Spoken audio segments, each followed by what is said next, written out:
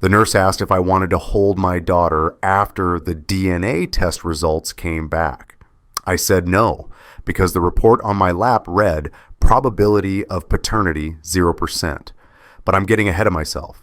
Let me take you back to where it started, or where it ended, depending on how you see it. 63 days before that hospital visit, my wife said 7 words that changed everything. It's a Tuesday night, November 12th.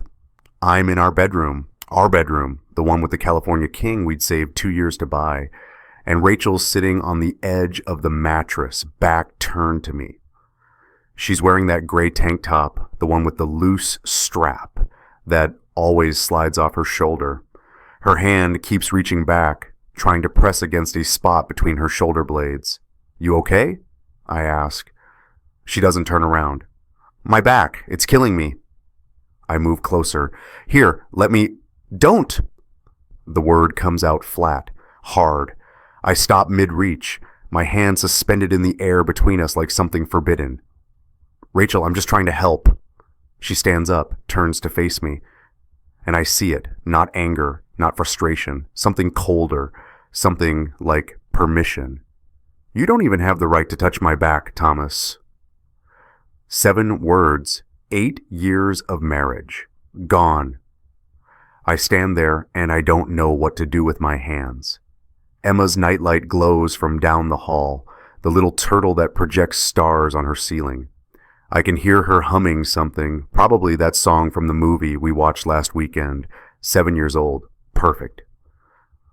Rachel walks to the bathroom. The prescription bottle on the nightstand catches the lamplight. Orange, translucent plastic, label corners curled from steam. I'd seen it there for weeks, muscle relaxants, prescribed by Dr. Marcus Chen. I didn't think anything of it then. The bathroom door closes. The lock clicks. And I stand in the middle of our bedroom looking at the space where my wife just was, understanding something I don't want to understand. She'd given me permission to leave.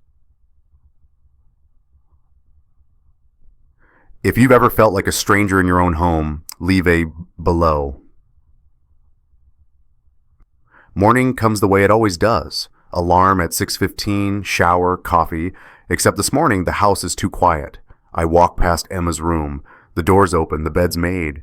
Not made like a 7-year-old makes a bed, actually made. Tight corners, flat pillow.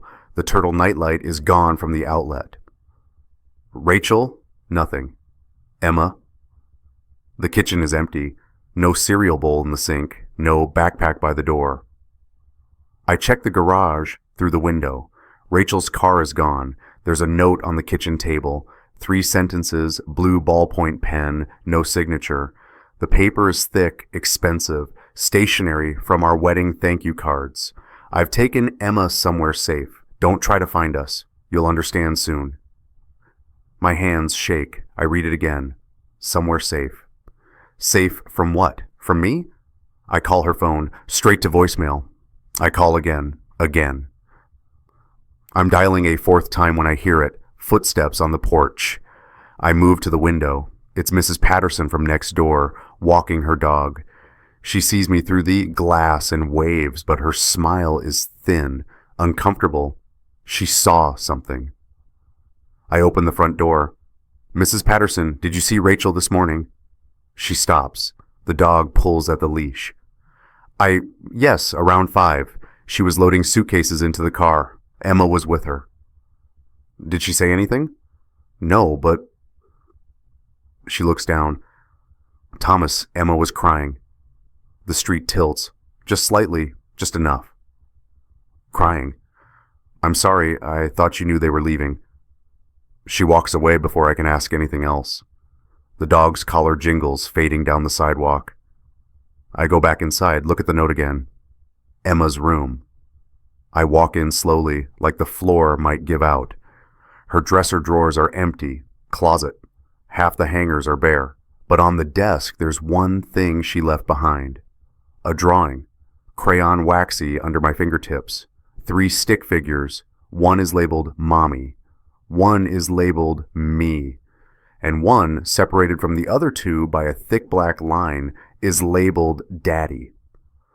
The separated figure has a downturned mouth. She'd pressed hard here, tearing the paper slightly.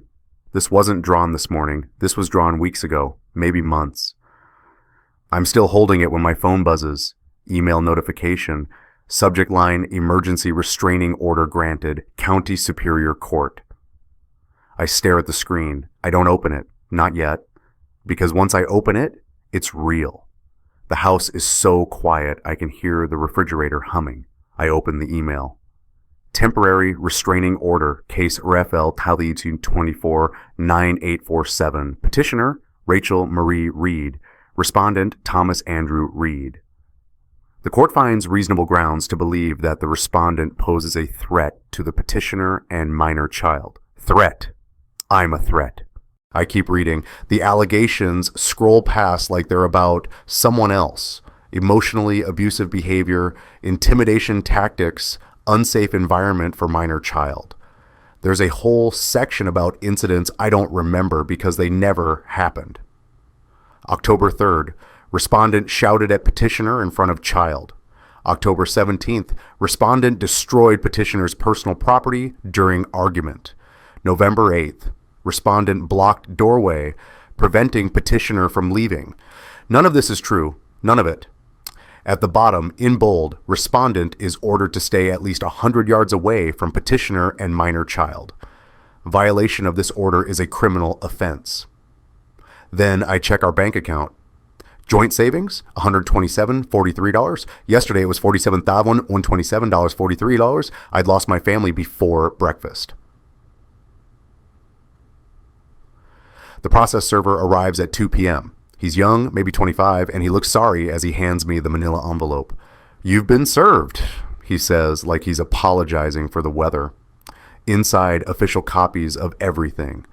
The restraining order. A petition for dissolution of marriage. A request for full custody of Emma. And a detailed account of why I'm unfit to be near my own daughter. I read every word, all 16 pages. There's a timeline, dates, specific incidents. It's thorough, professional, like someone spent weeks building this. I think about last Tuesday, the way Rachel pulled away when I tried to help with her back, the permission in her eyes. She'd already decided. This wasn't a reaction. This was a plan. I call my brother. Daniel answers on the third ring. "Tommy, what's wrong?" I tell him everything. The note, the money, the restraining order. When I finish, there's silence. "Tommy," he says finally, "you need a lawyer, like yesterday." "I didn't do any of this." "I know, but it doesn't matter what's true. It matters what she can prove you did. She can't prove something that didn't happen." "Brother," his voice drops, "in family court, she doesn't have to." Patricia Meyer's office smells like leather and old books. She's 50-something, sharp gray suit, reading glasses on a chain, the kind of lawyer who's seen everything twice. I sit across from her desk. She's reading the restraining order, making small notes in the margins with a red pen. "Mr. Reed," she says without looking up, "how would you describe your marriage?" "Good, normal. We had normal problems, but nothing like this." "Did you ever raise your voice to your wife?" "Everyone raises their voice sometimes." "Did you?" "I think about it. Really think. Maybe during an argument, but I never." "Did you ever prevent her from leaving a room during an argument?" "No." "Did you ever damage her property?" "No." She sets down the pen, looks at me over her glasses. "Mr. Reed, I need you to understand something. In cases like this, the restraining order is just the beginning. Your wife has established a narrative. You're the dangerous husband. She's the frightened victim. Emma's the child who needs protection." "But it's not true." "The court doesn't know that yet. Right now, all they have is her word. And legally speaking, her word is currently winning." She slides a piece of paper across the desk. It's a printout of a text message. Rachel to her sister Sarah. He'll never see it coming. Dated November 9th. 3 days before she told me I didn't have the right to touch her back. "Where did you get this?" I ask. "Her sister forwarded it to us. She thought you should know." He'll never see it coming. "Thomas," Patricia closes the folder, "I need you to understand. In family court, perception is prosecution, and right now you look guilty." Daniel shows up that night with Chinese takeout and a mission. He sets the containers on the kitchen table, the same table where I found Rachel's note this morning, and says, "We're going to find something." "Find what?" "Proof, evidence, something that shows this is bullshit." He opens drawers, methodical. People who plan this kind of thing always leave tracks. They can't help it. I want to tell him to stop, that going through Rachel's things feels wrong. But then I remember she took $47,000 and my daughter. Wrong is a flexible concept now. We start in the bedroom, her nightstand, jewelry box, the back of the closet where she kept old purses. Daniel moves like he's done this before, checking inside pockets, unzipping compartments. "Here," he says. It's a receipt. Thermal paper, fading at the edges. Riverside Therapeutic Massage. $180. Dated October 23rd. Provider name Dr. Marcus Chen. "That's the guy who prescribed her muscle relaxants," I say. Daniel pulls out his phone, types something. "Marcus Chen, chiropractor, also does therapeutic massage and wellness consultation." He looks at me. "Tommy, these appointments, how many are there?" We find 6 more receipts, different dates, all during times I knew Rachel's schedule, Tuesday and Thursday afternoons, 2-hour sessions. Wait, I pull out my phone, scroll to my calendar. October 23rd, that was a Thursday. Emma had soccer practice, I was coaching. Daniel lines up the receipts on the bed. "Tommy, every single one of these?" "Thursday afternoons, when you were with Emma." The room feels smaller. I sit down on the bed, our bed, and look at these pieces of paper. $180, 7 appointments. That's $1 over counter and $60 spent while I was teaching 7-year-olds how to pass a soccer ball. "Keep looking," I say. We do. In a box of old greeting cards, the kind you save for no reason, Daniel finds something folded between a birthday card from her mother and a Christmas card from 2019. It's not a card. It's a letter, draft, Rachel's handwriting, blue ink, same pen as the note she left on the table. I can't keep doing this. Every time Thomas touches me, I feel like I'm betraying you. He doesn't know. He'll never know unless we tell him. But Emma... The rest is crossed out, heavily, like she changed her mind mid-thought. Daniel says quietly. "Marcus." I hold the letter. The paper trembles in my hands because my hands are trembling every time Thomas touches me. The massage appointments, the prescription bottle, the way she pulled away when I tried to help with her back. You don't even have the right to touch my back because someone else did. Daniel held up the receipt. "Tommy, these appointments, they're all during Emma's soccer practice, when you were coaching." The witnesses start coming forward on their own. First is Emma's teacher, Mrs. Holland. She calls on Friday morning. "Mr. Reed, I heard about the separation. I'm so sorry." "Thank you. I have something I think you should know. I probably should have said something before, but I didn't want to overstep." "What is it?" She pauses. I can hear classroom noise in the background. Recess, maybe. "Emma keeps a journal for English class. Creative writing. Most kids write about their pets or vacations. But Emma, her entries have been concerning." "Concerning how?" "She's been writing about changes at home, about secrets, about..." Another pause. Longer. "Mr. Reed, in October, she wrote something that scared me. She wrote, 'Mommy has a new friend. Daddy doesn't know. Mommy says we're leaving soon.'" The phone almost slips from my hand. "When in October?" "October 8th. I made a copy. I can email it to you." October 8th, 5 weeks before Rachel left. 5 weeks before I found the note. Emma knew.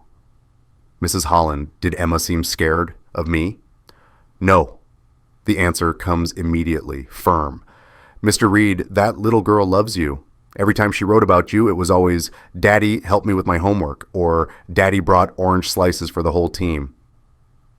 You were never the problem in her journal. You were the solution. After I hang up, I sit in my car in the courthouse parking lot.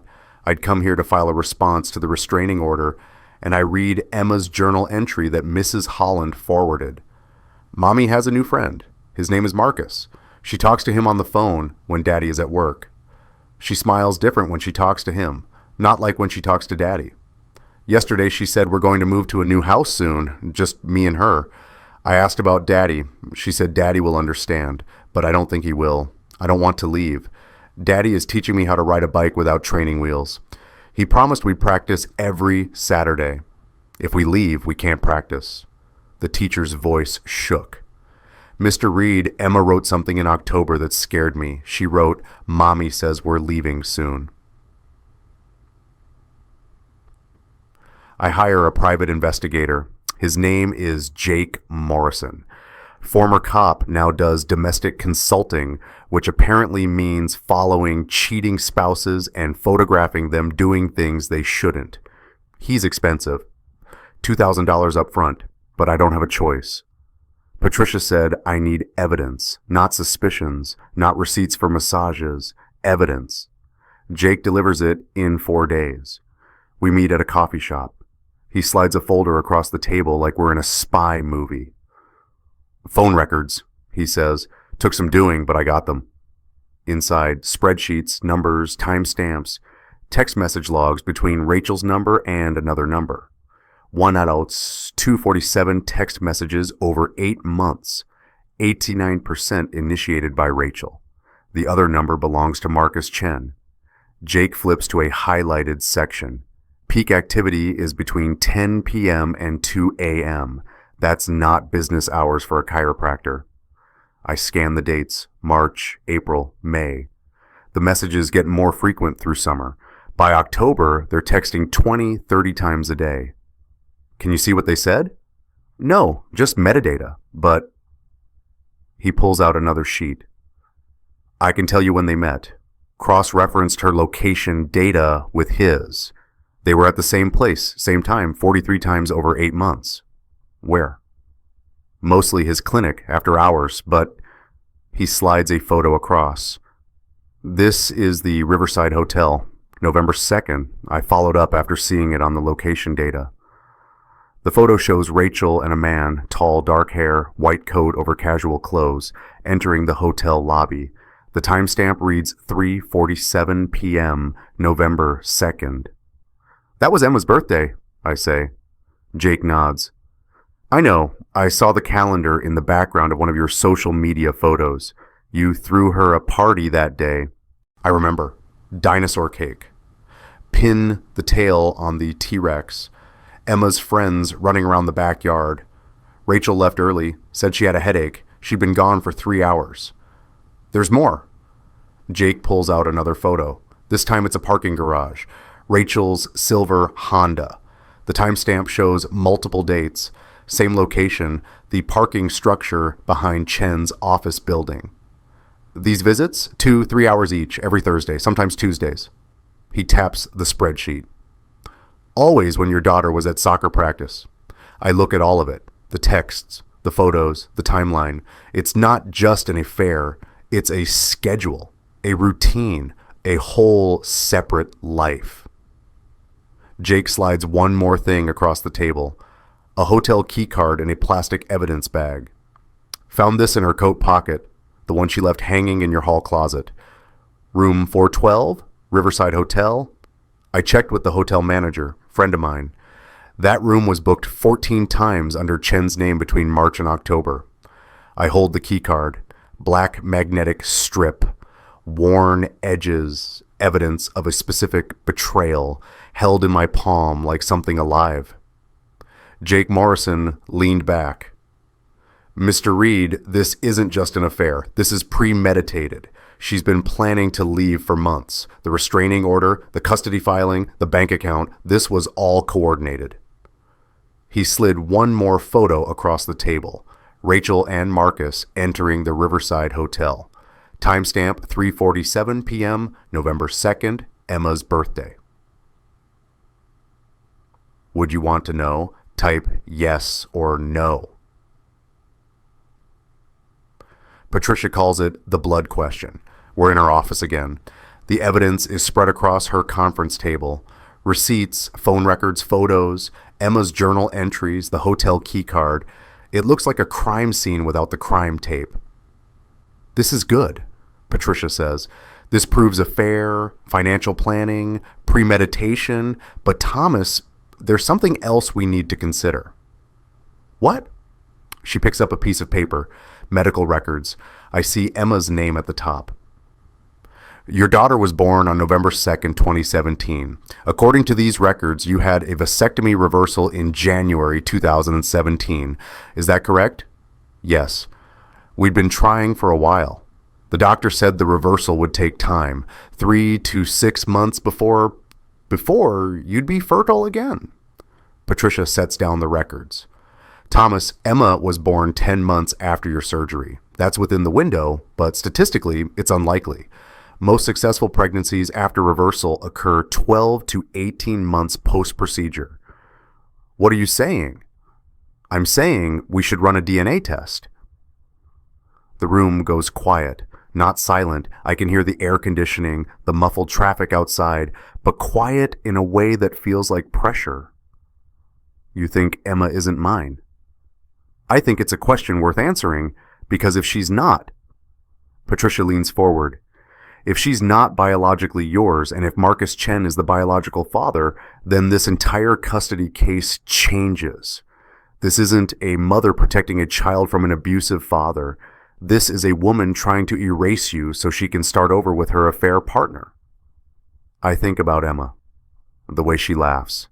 The gap between her front teeth. The way she holds a soccer ball with both hands like it's precious. The way she draws hearts on her homework. What if I don't want to know? Then you fight with one hand tied behind your back. Patricia's voice is gentle but firm. Thomas, I understand this is terrifying, but evidence wins cases. And right now, we need every piece of evidence we can get. I go home. I sit in Emma's empty room. The turtle nightlight is gone, but I can still see where it used to be. The outlet has that little discoloration around it, the kind that builds up over years of use. On her desk, there's a Father's Day card. She made it last June. Construction paper folded in half. A drawing of the two of us playing soccer. Inside, in her careful 7-year-old handwriting, "You're the best dad ever. Love, Emma. P.S. I'm glad God gave me to you." I read the P.S. again. I'm glad God gave me to you. Not, I'm glad you're my dad. Not, I love you. I'm glad God gave me to you. Like she was a gift. Like it could have been someone else, but it wasn't. It was me. I call Patricia. Do the test, I say. The lab technician is a woman in her 40s. Kind eyes, gentle hands. She swabs the inside of my cheek, seals it in a sterile tube, labels it with a number instead of my name. Results in 72 hours, she says. Mr. Reed, are you sure you want to know? I hold Emma's baby blanket. I'd kept it in my office. Lavender detergent. I'd washed it every Sunday for 7 years. The fabric is soft, worn thin in place from being loved too much. I'm sure. She seals the envelope. The sound of the adhesive is too loud in the small room. We'll email you when it's ready. 72 hours. 3 days to find out if the last 7 years were built on a lie. I don't sleep. Not really. I lie in bed and I count things. Ceiling tiles, breaths, the number of times Emma called me daddy versus dad, as if that matters. As if the way she said a word could tell me whose genes she carries. Daniel comes over, brings pizza, sits with me, even though I'm not good company. You okay? He asks. No? Want to talk about it? No. He stays anyway. We watch a game on TV. I don't know which teams. I don't care. It's just noise to fill the space where my thoughts are too loud. On the second day, I go to therapy, court mandated as part of the restraining order response. The therapist asks how I'm coping. I'm waiting to find out if my daughter is genetically mine. I say, how do you think I'm coping? She writes something in her notebook. Are you prepared for either answer? No. What will you do if she's not? I think about Emma's drawing, the separated figure with the downturned mouth. I think about her journal entry, I don't want to leave. Daddy is teaching me how to ride a bike. I'll fight for her anyway. The therapist looks up.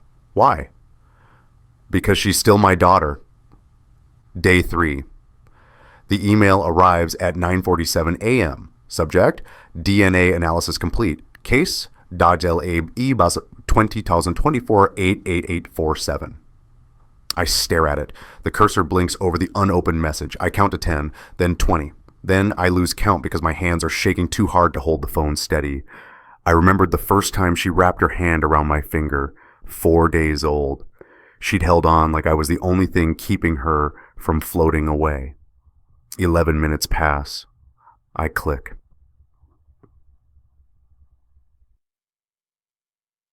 The report is clinical, professional. 3 pages of genetic markers and probability calculations, tables, graphs, scientific language that reduces a human relationship to data points. I skip to the last page. Conclusion. Based on the analysis of 16 genetic markers, the alleged father, Thomas Andrew Reed, is excluded as the biological father of the child, Emma Louise Reed. Probability of paternity? 0.0%. This result is definitive, 0.00%. The phone slips from my hand.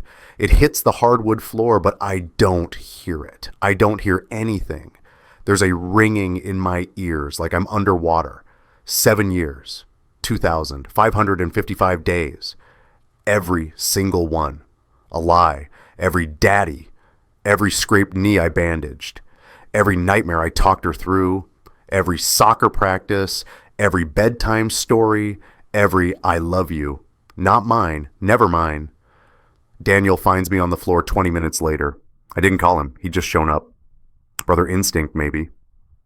Tommy. He sees the phone, the report on the screen. Oh, Tommy. She's not mine.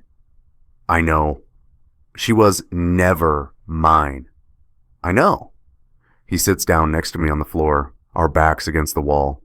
We sit there for a long time. I don't cry. I can't. It's like something inside me broke and all the water spilled out somewhere I can't reach. Finally, Daniel asks the question, do you still want to fight for custody? I look at Emma's photo on my desk. Gap-toothed smile, soccer trophy in her hands. My hands. I'd helped her hold it because it was too heavy for her 7-year-old arms. She's still my daughter. But she's not. She's still my daughter. I say it louder, harder. I don't care about biology. I don't care about blood. I don't care about DNA. She's my daughter.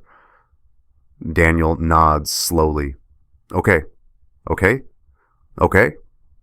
He stands up, offers me his hand. Then let's go prove it. No biology, no betrayal, just love. The courtroom is smaller than I expected. No jury box, no dramatic wooden panels like on TV, just fluorescent lights, beige walls, and a judge's bench that's seen better days. Judge Sandra Morrison is 60-something, reading glasses perched on her nose, gray hair pulled back in a practical bun.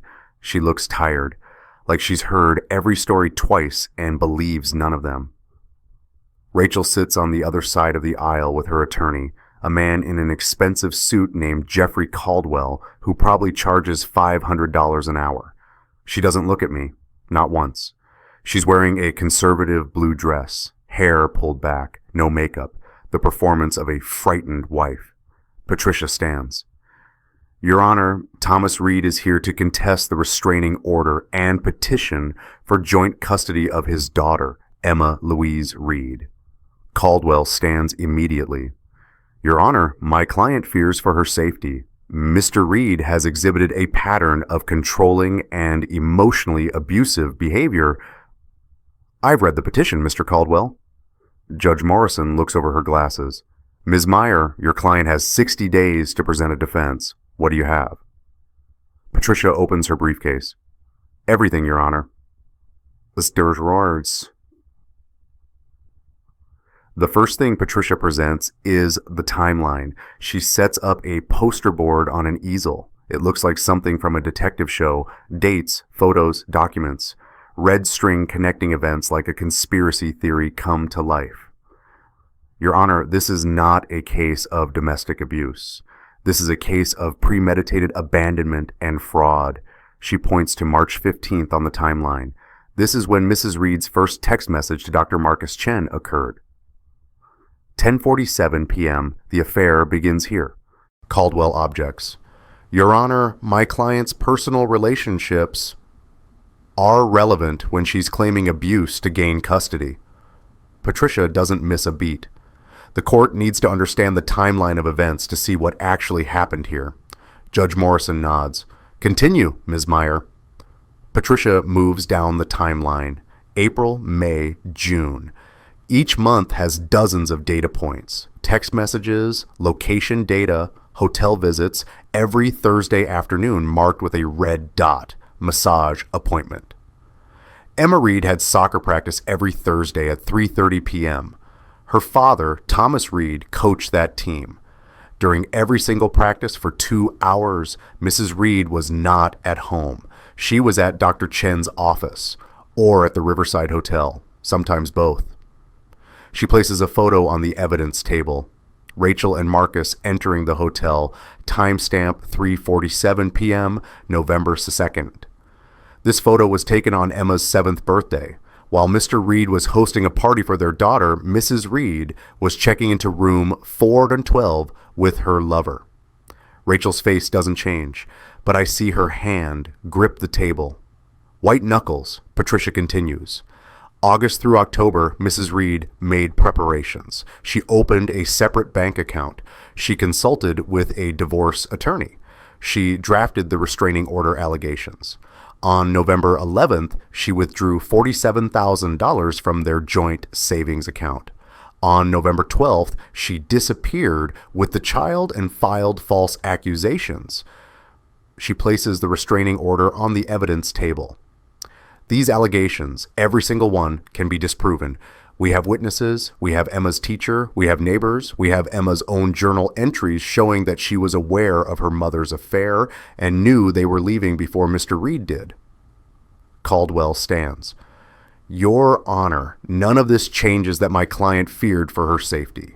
None of this. Then explain the $47,000. Judge Morrison leans forward. Her voice is sharp, clinical.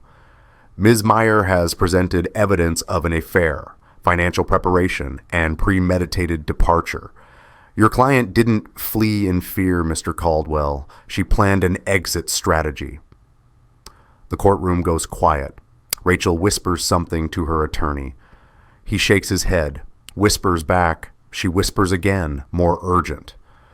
Judge Morrison watches this exchange. Does your client wish to address the court? Caldwell hesitates. No, Your Honor. Then let's move on. Ms. Meyer, what else do you have? Patricia pulls out her next exhibit. The text messages, Your Honor. The messages are displayed on a screen, projected large enough that everyone can read them. Patricia reads them aloud, slow and clear, like she's reading evidence at a murder trial. Rachel to Marcus, July 23rd, 11:34 p.m. He still doesn't suspect anything. Sometimes I think he's willfully blind. Marcus to Rachel, July 23rd, 11:41 p.m. Or he trusts you, Rachel. To Marcus, July 23rd, 11:43 p.m. Same thing. I watch Rachel's face. She's staring at the table now, not moving. Patricia continues. Rachel to Marcus, October 8th, 2:17 a.m. I told Emma we're moving soon. She asked about Thomas. I said he'd understand. Marcus to Rachel, October 8th, 2:19 a.m. Will he? Rachel to Marcus, October 8th, 2:23 a.m. He doesn't have a choice. October 8th. The same day, Emma wrote in her journal, Mommy says we're leaving soon. Patricia places Emma's journal entry on the evidence table. Emma knew, Your Honor. A 7-year-old child knew her mother was planning to leave. She knew about the affair. She knew her father didn't know. And she was scared. She reads from the journal. I don't want to leave. Daddy is teaching me how to ride a bike without training wheels. The judge looks at Rachel. Mrs. Reed, did you discuss this plan with your daughter before discussing it with your husband? Caldwell answers. Your Honor, my client. I'm asking Mrs. Reed. The judge's voice has an edge now. Rachel looks up. Her voice is small. I wanted to protect her. From what? Silence. From what, Mrs. Reed? From the conflict. What conflict? Your husband didn't know you were leaving. According to this timeline, he didn't know about the affair. He didn't know about the bank withdrawals. There was no conflict to protect her from, unless you created it with false allegations. Caldwell stands quickly. Your Honor, we'd like to request a recess. Denied. Ms. Meyer, do you have more? Patricia nods. Yes, Your Honor. The final piece of evidence.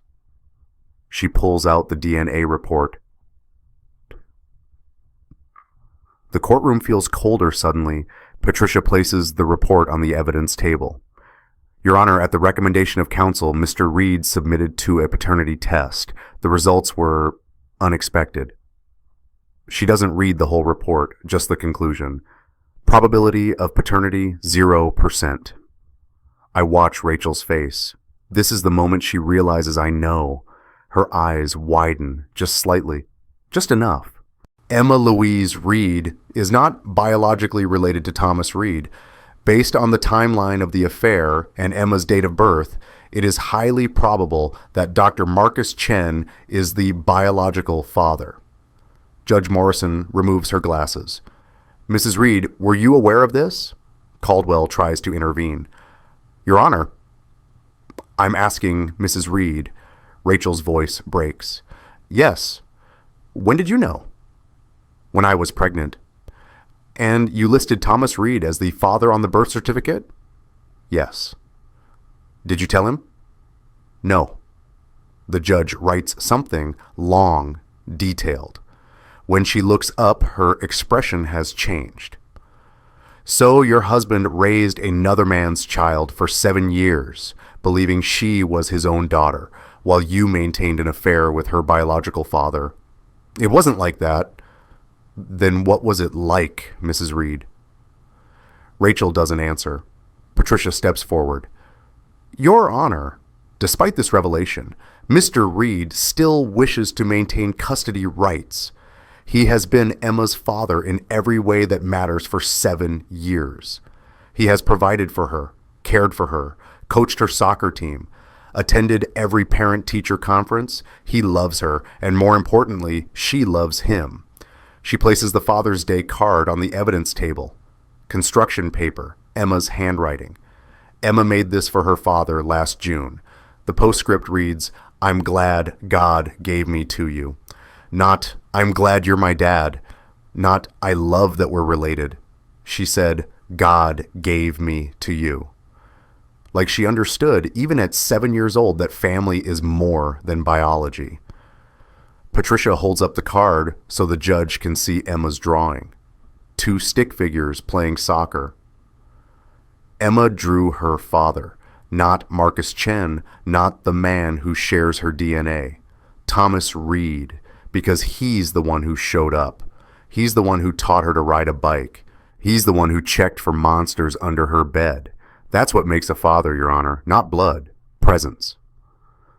Judge Morrison looks at the card for a long time. Then she looks at Rachel. Mrs. Reed, you filed a restraining order claiming your husband was a danger to your daughter. A daughter who isn't biologically his. A daughter you conceived with another man while married to him. You withdrew nearly $50,000. You planned this exit for months. You involved your daughter in a deception, and you filed false allegations to ensure he couldn't fight back. Rachel's attorney tries again. Your Honor, if we could... Mr. Caldwell, I suggest your client speak very carefully right now, because I'm trying to understand how any of her actions were in Emma's best interest. Rachel's voice is barely audible. I wanted to start over. Start over? The judge's voice rises slightly. By erasing the man who raised your child? He signed the birth certificate without questioning. He was so trusting it's... She stops. Trusting it's what, Mrs. Reed? Rachel looks down, doesn't finish, but I know what she was going to say, because Patricia has the text message. September 4th, 2:33 a.m. Rachel to Marcus. He signed the birth certificate without questioning. He's so trusting it's pathetic. Patricia held up Emma's drawing. This child drew her father, Thomas Reed, separated and sad. 2 months before, her mother filed false charges. She knew. Is he still her father? Or vote below? Judge Morrison calls a recess. We break for lunch. I sit in the hallway outside the courtroom staring at the tile floor. Patricia sits next to me. That went well, she says. Did it? Thomas, the judge is on your side. Rachel's case just collapsed. But Emma's not mine. Legally, biologically, how can I... You're on the birth certificate. You've acted as her father for 7 years. In the eyes of the law, you have parental rights. We're going to fight for custody, and we're going to win. What if Emma doesn't want that? Patricia is quiet for a moment. Then we'll listen to what she wants. But Thomas, I think you might be surprised.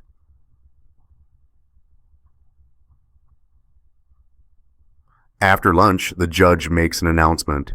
I've reviewed the evidence presented this morning. Before I make any custody determinations, I want to hear from Emma. She's 8 years old now, old enough to have her voice considered. My heart stops.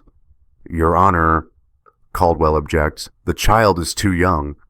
The child is the center of this case, Mr. Caldwell, and I want to know what she has to say. We'll meet in chambers, just Emma, myself, and a child advocate. No attorneys, no parents. I want her to feel safe to speak freely. She looks at me, then at Rachel. We'll reconvene in 30 minutes. Those 30 minutes last a lifetime. I sit in the hallway. Daniel sits next to me. Neither of us speaks. I think about Emma, about what she might say, about whether she's scared of me now, whether Rachel convinced her that I'm dangerous, whether she even remembers the bike riding lessons, the soccer practices, the bedtime stories, whether she still wants me to be her dad. The door opens. Emma walks out first. She's wearing a purple dress. Her hair is in braids. She looks taller than I remember. It's been 8 weeks since I've seen her. 56 days. She's grown. The child advocate walks behind her. A woman in her 40s with kind eyes and a clipboard.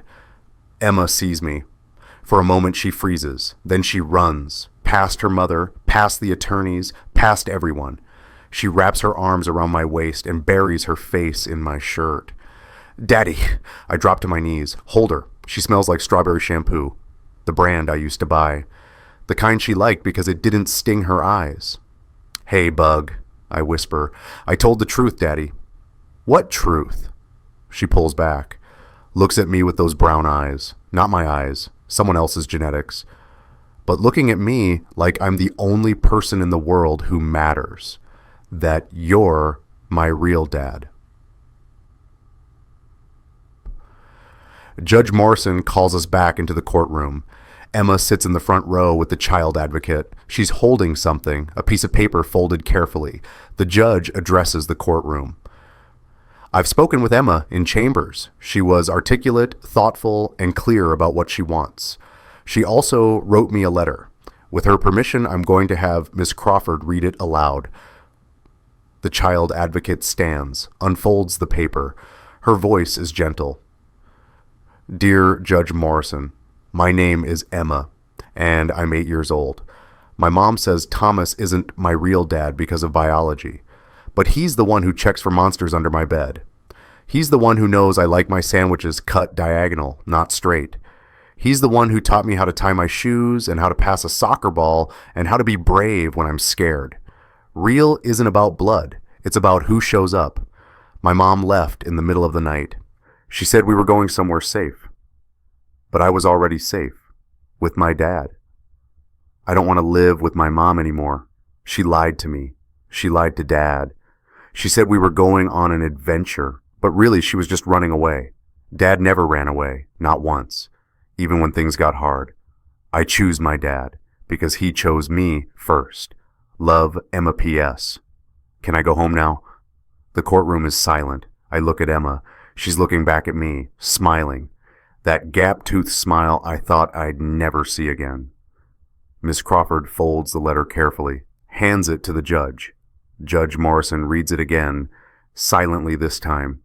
Then she looks at Rachel. Mrs. Reed, your daughter has made her choice. And frankly, based on the evidence presented today, I agree with her. She signs something, 3 pages, quick, decisive strokes. I'm dissolving the restraining order effective immediately. I'm granting temporary physical custody to Thomas Reed, pending a full hearing in 60 days. Mrs. Reed, you'll have supervised visitation rights. We'll revisit permanent custody arrangements after a thorough investigation by Child Protective Services. Caldwell starts to object. The judge cuts him off. Mr. Caldwell, your client committed fraud. She filed false allegations. She manipulated her daughter and deceived her husband. If Mr. Reed wanted to press charges, he'd have grounds. I suggest your client accept this outcome and focus on rebuilding her relationship with her daughter, if that's even possible at this point. She looks at me. Mr. Reed, Emma can go home with you today. Court is adjourned. The gavel falls. Emma runs to me again. I catch her, lift her up. She's heavier than I remember. Growing up, growing strong. Can we go home? She asks. Yeah, Bug, we can go home. She wraps her arms around my neck, whispers in my ear, You'll always have the right, Daddy, always. No blood, no biology, just a daughter who chose her father. Drop A if you think truth always leaves evidence. 2 months later, we're at the soccer field Saturday morning. The grass is still wet with dew. Emma's on the field with her team. She'd missed most of the season, but Coach Martinez welcomed her back without hesitation. I'm standing on the sideline with my coffee, watching her chase the ball with that determined expression she gets, the one that says she's not giving up no matter what. She scores, her first goal since coming home. The team cheers. She looks over at me, waves. I wave back. After the game, we stop at the art supply store. Emma needs new markers for a school project. She picks purple ones, her favorite color. What's the project? I ask. Family portrait. Oh yeah? What are you drawing? You'll see. At home, she sits at the kitchen table, the same table where I found Rachel's note, the same table where Daniel and I searched for evidence, and she draws for an hour, focused, intent. When she's done, she holds it up. 2 figures, one tall, one small, both holding soccer balls, both smiling. In purple marker at the top, my real dad. Can we put it on the fridge? She asks. Absolutely. I hang it up with a magnet, right next to the Father's Day card she made last year, the one that says, I'm glad God gave me to you. Emma goes to her room to put away her markers. I stand in the kitchen looking at the drawing. I think about the DNA report, the number 0.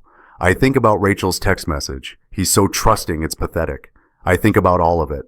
And then I think about Emma's letter to the judge. Real isn't about who shows up. I hear her humming in her room. That song from the movie we watched, the same one she was humming the night Rachel told me I didn't have the right to touch her back. But I do have the right. Not because of genetics, not because of paperwork, because I earned it by showing up, by staying, by choosing her every single day, even when I found out she wasn't mine by blood, especially then. Daniel stops by that evening, brings pizza again. It's become our tradition. Saturday nights, pizza, whatever game is on TV. Emma sits between us on the couch, eating pepperoni slices and asking Daniel about his work. He tells her stories about construction sites. She tells him about her school project, about the drawing. Can I see it? Daniel asks. She runs to the kitchen, comes back with the drawing, shows him proudly. Daniel looks at it for a long time. Then he looks at me. You did good, Tommy. She did all the work. No. He sets down the drawing carefully. You both did. That night, after Emma's asleep, turtle nightlight plugged in, projecting stars on her ceiling, I sit in the living room with the folder of evidence. All of it. The receipts, the phone records, the photos, the timeline. I could keep it, save it, use it if Rachel ever tries something again, or I could let it go. I pull out Emma's school journal entry, the one from October 8th. I don't want to leave. Daddy is teaching me how to ride a bike. I kept my promise. Last weekend, she rode without training wheels for the first time. Wobbled. Almost fell. Caught herself. Kept going. Did you see, Dad? She shouted. I saw, Bug. I saw. I put the journal entry back in the folder. Close it. Set it in the back of the filing cabinet. I don't throw it away. Patricia said to keep it, just in case. But I don't need to look at it anymore. The evidence did its job. The truth came out, and Emma came home. The rest is just paper. 3 weeks later, Emma has a soccer game championship. Her team is nervous. They're playing the best team in the league. But Emma's not nervous. She's excited. Before the game, she asked me something. Dad, what if we lose? Then we lose, but we'll lose together. What if I mess up? Then you'll mess up, but you'll get back up. That's what matters. She nods, thinks about it. Dad? Yeah, Bug. I'm glad I got you instead of someone else. Instead of, not, I'm glad you're my dad. Not, I'm glad we're related. I'm glad I got you instead of someone else. Like she understands, like she knows that family isn't about genetics. It's about choice, about who stays, about who shows up when things get hard. Me too, Bug, me too. She runs onto the field, takes her position. The whistle blows. She plays her heart out. They don't win. They lose 3-2. Emma scores one of the goals. She's disappointed, but not devastated. After the game, her teammates surround her. High fives, hugs. Good game, Emma. That goal was awesome. She runs back to me, sweaty, grass-stained, smiling. Did you see my goal? I saw everything. She takes my hand. We walk back to the car. Some families are born, some are chosen, and some are proven. Not by blood, not by paperwork, not by biology, by showing up, by staying, by loving someone so much that when you find out they're not yours by genetics, it doesn't matter, because they were always yours in every way that counts. Emma squeezes my hand. Ice cream? She asks. Ice cream, I agree. We drive to the shop on Maple Street, the one with the purple awning. She orders mint chip. I order vanilla. We sit outside on the bench, watching the Saturday afternoon crowd go by. She swings her legs. They don't reach the ground yet, but they will. She's growing. Dad? Yeah? I love you. I love you too, Bug. She goes back to her ice cream, content, safe. And I sit there watching her, understanding something I didn't understand before. Biology doesn't make a father. Love does. Choice does. Showing up every day, even when it's hard, that's what makes a father. Rachel gave birth to Emma, but I became her dad. And nothing, not DNA tests, not restraining orders, not $47,000, not lies, not affairs, not anything can take that away. Emma finishes her ice cream, looks at me. Ready to go home? Yeah, let's go home. We get in the car, drive back to our apartment, the new place, smaller than the house, but it's ours, mine and Emma's. She falls asleep on the couch that night, watching a movie. I carry her to bed, tuck her in, turn on the turtle nightlight. On her desk, I see the new drawing. My real dad. I smile. Walk to the kitchen. The Father's Day card is still on the fridge. Next to the drawing. Evidence of something that can't be measured in DNA percentages. Evidence of a family. Not born, chosen, proven. Share this if you believe family is more than blood. And if you've ever been chosen by someone who didn't have to choose you, tell that story below. I read everyone.